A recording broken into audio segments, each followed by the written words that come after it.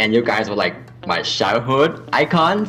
Do you ever feel nostalgic or thinking like we need a good old rom-com back in this day and age? Oh yeah, for sure. I mean, I missed it.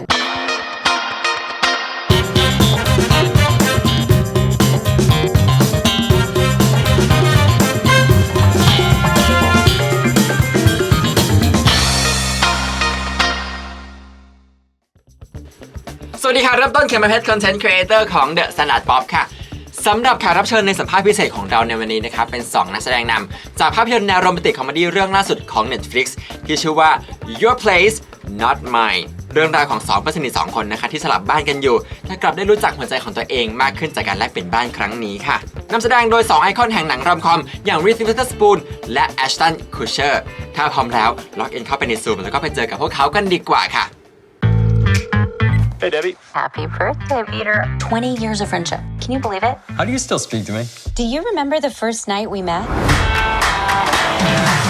Never stops being weird. So weird. Hi Reese, hi Hi. Ashton. How are you? Hey, I'm good. I'm doing. How are you? Great. We got 4 minutes, so I just got some right in. This movie reminds me a lot of the golden age of rom-com back in 2000s, right away at the very beginning of the movie. And you guys were like my childhood icons. Do you ever feel nostalgic or thinking like we need a good old rom-com back in this day and age? Start with Reese.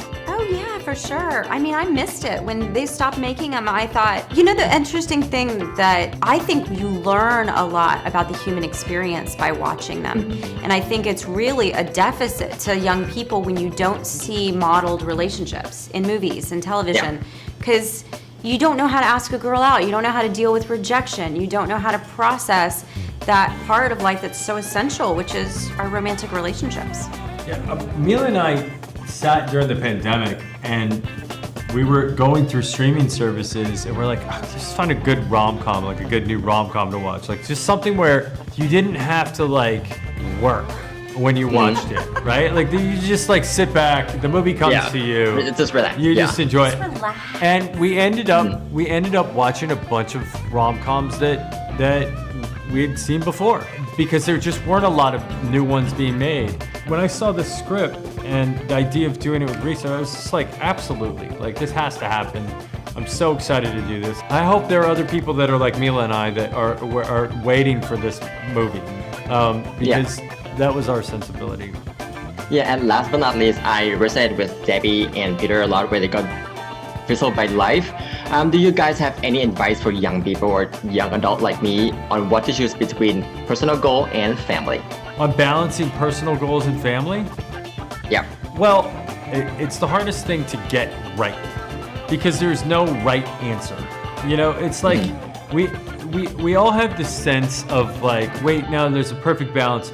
But our sense of what the right balance is usually relative to like two relationships. It's relative to what was modeled for you by your parents, and then what was modeled to your partner or whoever you're raising a child with by their parents, and then somewhere in the middle, and then maybe like sprinkle in a little bit of like, some personal experience and go like, that's the right balance. And every family, every relationship has their own balance of that is right. And so the real question is, does it feel right to you? And if it feels right to you, that's probably right. Yeah. Thank you so much for your time today. I think have a good one. Thank you. So what are you gonna do?